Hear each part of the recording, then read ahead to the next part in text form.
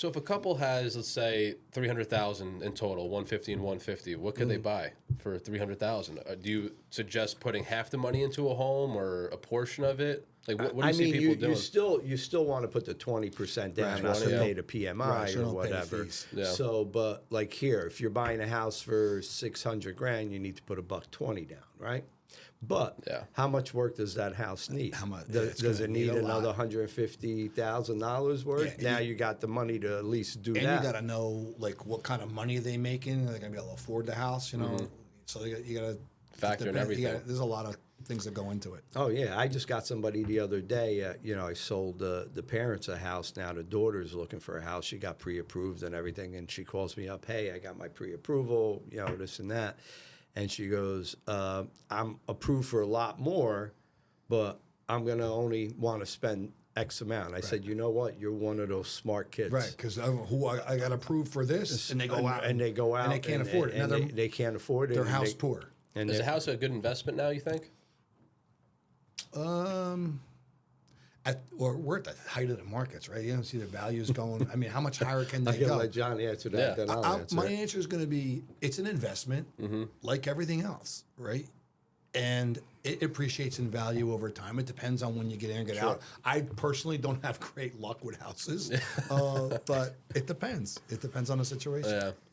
All right, so you go back and you look, and you look at history, right? Back in 05, 06, 07, the market was just insane, right? Crash. Light switch, it crashes, right? And I was telling everybody back then, I see it. Everybody thought I was full of shit, whatever. And it happened. So you fast forward, right? When are we ever going to make up those numbers again, right?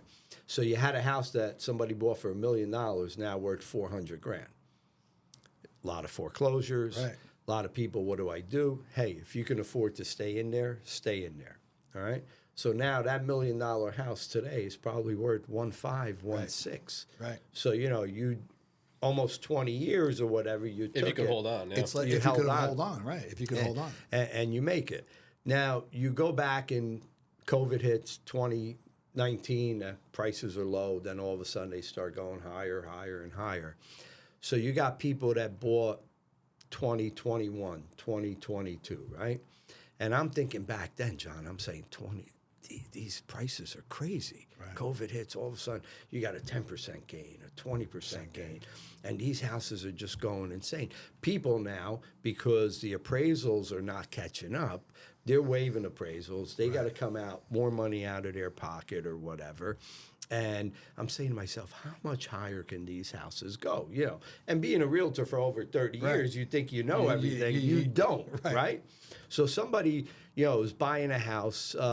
Perfect example, right? Somebody buys a house the house is listed, I think it was $780 or $800, right? They go and they offer, I think it was $850 or $870, some crazy number, well over asking, and they're putting 10% down, right? I really want this house. How can I get this house? Whatever. So you look back and you say, okay, how can you get this house? Other people are going to be waiving their appraisal, even though you're doing a conventional mortgage, right? You got to waive a portion of your appraisal, but putting 10% down, can you do that? You can. Oh, really? You can, because you're buying a 90-10, right? Now you're going to go 95-5.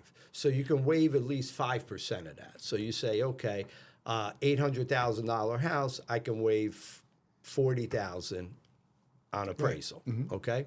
So the people waive $40,000 on appraisal. They get the house. House only appraises $50,000 under.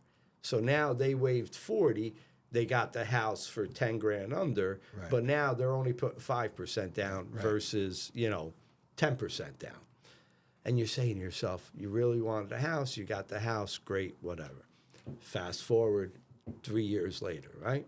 And I think we talked about this on one of the other podcasts, right? Now you're paying PMI, right? Your PMI is $200, $250, $300 a month, right? Has the property values increased that much? I'm going to say no.